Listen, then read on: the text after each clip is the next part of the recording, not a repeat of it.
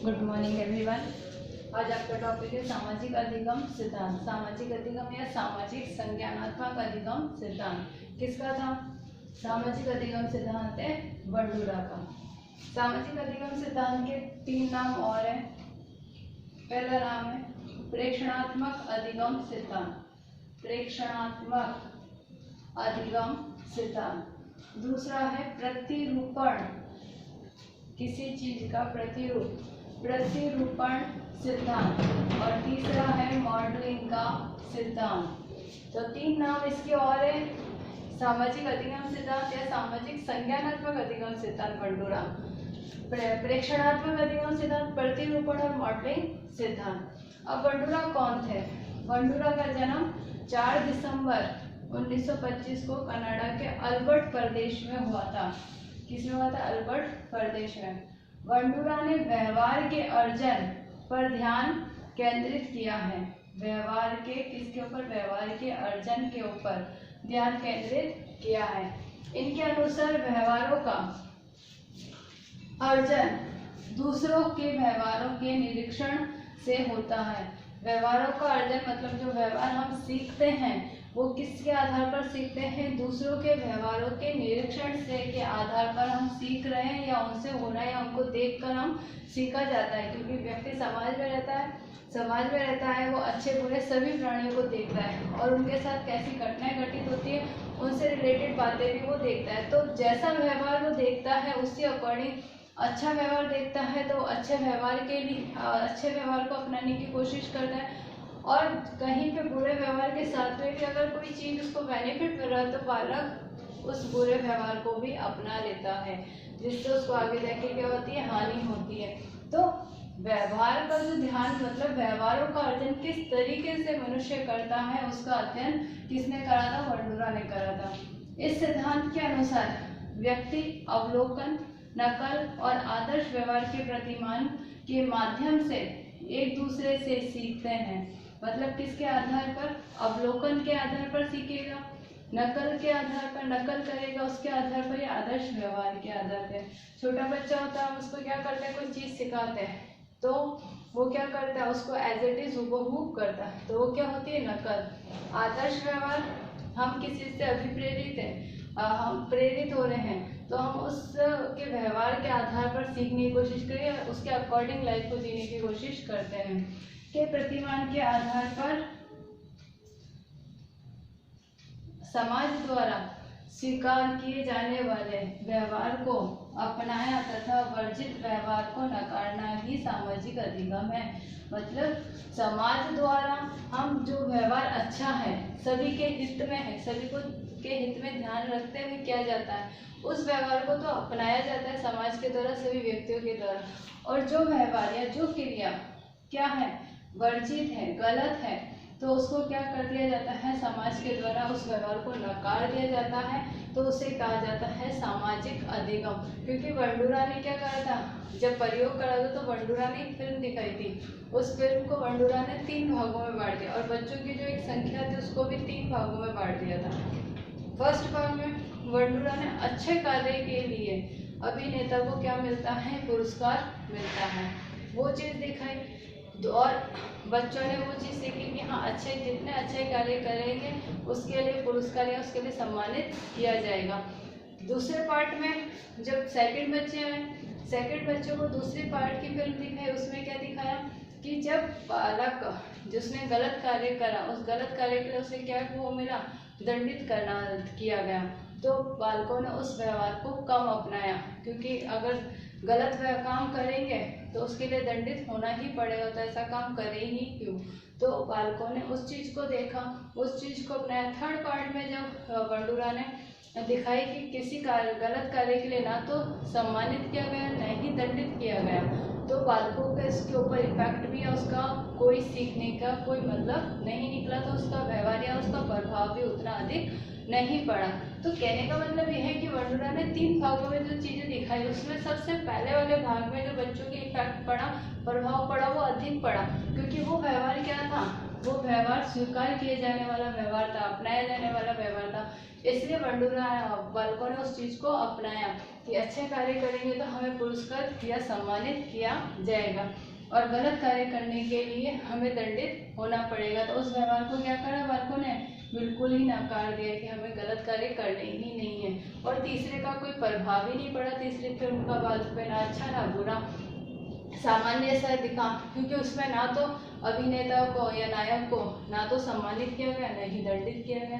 तो यही मतलब है कि किसी भी अवलोकन या नकल या आदर्श व्यवहार के द्वारा बालक जितना व्यवहार या जितना ज़्यादा सीखता है उतना ही बालक अनुकरण करता है, उतना ही अच्छा सीखता है, उसके ऊपर प्रभाव भी उतना ही अच्छा पड़ता है।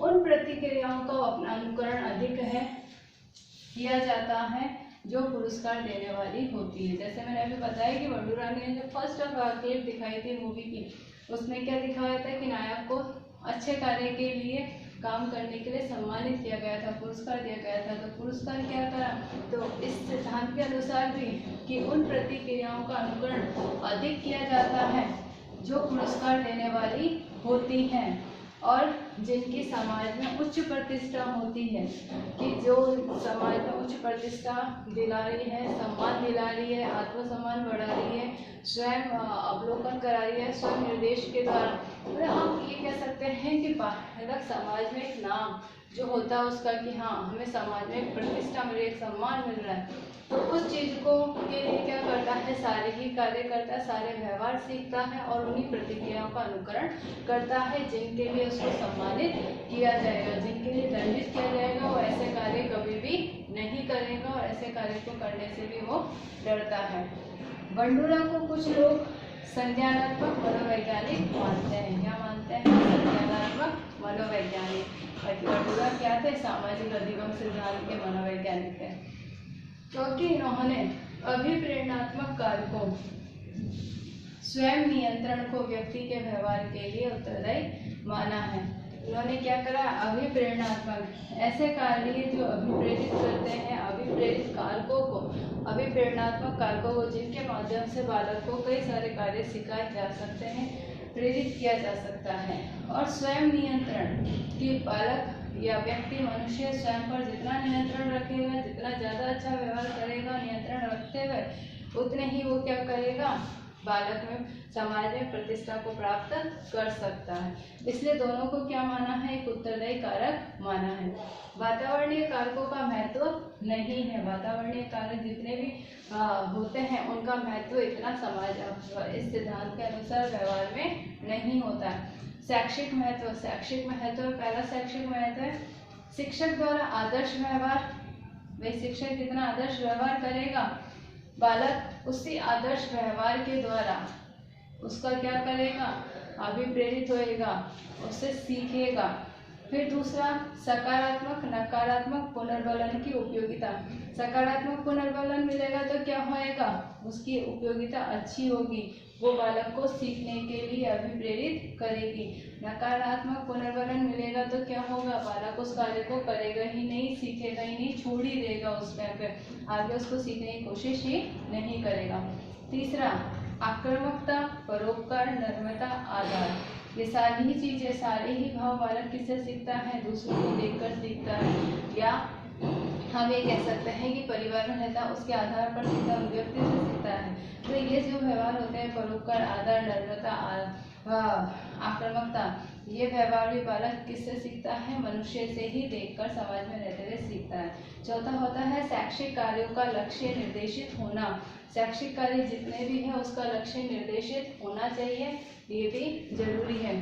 फिर है पांचवा श्रेष्ठ व्यक्तित्व निर्माण में सहायक। जो आदर्श व्यवहार के व्यक्तित्व होते हैं, ये आदर्श व्यवहार, शिक्षक को क्या माना जाता है, आदर्श व्यवहार का व्यक्तित्व। तो श्रेष्ठ व्यक्तित्व वाले व्यक्तियों का निर्माण में सहायक होता है ये सिद्धांत। फिर है शिक्षा कक्षा कक्ष व विद्यालय से बुरे प्रतिमानों को दूर। कक्षा कक्ष और विद्यालय से जितने भी बुरी चीजें, बुरी आदतें हैं, उन सभी को दूर करना, दूर रखना इस सिद्धांत की क्या है, उपयोगिता होती है। हिंसात्मक टीवी सीरियल मूवी से दूर रहना, क्योंकि जैसा हम देखते हैं वैसा इफेक्ट हमारे ऊपर पड़ता है। जैसा देखेंगे वैसा सोचेंगे, जैसा देख रहे हैं और सोच रहे हैं उसका इफेक्ट भी, उसका प्रभाव भी हमारे ऊपर पड़ता है। इसलिए ऐसी चीज़ों से दूर रहना, क्योंकि ऐसी चीज़ें जब हम देखते हैं तो उसके लिए हम भी कहीं ना कहीं क्या होते हैं, अभिप्रेरित हो जाते हैं और वो भी हमारे व्यवहार का कहीं ना कहीं एक हिस्सा बन जाती है। विभिन्न व्यवहारों के परिणामों का वर्णन, जितने भी व्यवहार हैं समाज में या व्यक्ति के, उन सभी का एक वर्णन करता है, एक साथ वर्णन दिलाता है। तो सामाजिक अधिगम वंडूरा का सिद्धांत, जिसमें वंडूरा ने प्रयोग जो करा था एक पिक्चर के आधार पर करा था, 3 भागों में उस मूवी को बांट के करा था और बालकों को भी 3 भागों में अलग अलग बांटकर उन्हीं पिक्चर्स को दिखाया था। तो वंडूरा का मानना है कि बालक या व्यक्ति व्यवहार जो सीखता है अवलोकन, नकल और आदर्श व्यवहार के आधार पर सीखता है, और उसके लिए उत्तरदायी कारक कौन होते हैं, अभिप्रेरणात्मक और स्वयं नियंत्रण, उसके लिए 2 व्यवहार के लिए उत्तरदायी कारक माने जाते हैं। आपका गृह कार्य प्रश्न है, सामाजिक संज्ञानात्मक सिद्धांत का प्रयोग सहित वर्णन कीजिए। ये आपका गृह कार्य प्रश्न है, मतलब प्रयोग सहित वर्णन, आपको पूरा प्रयोग सहित इसके शैक्षिक महत्व, उपयोगिता, सारी चीज़ें बतानी है। आप जब भी घर से बाहर जाएं मास्क लगा के जाएं, 6 फीट की दूरी बनाए रखें।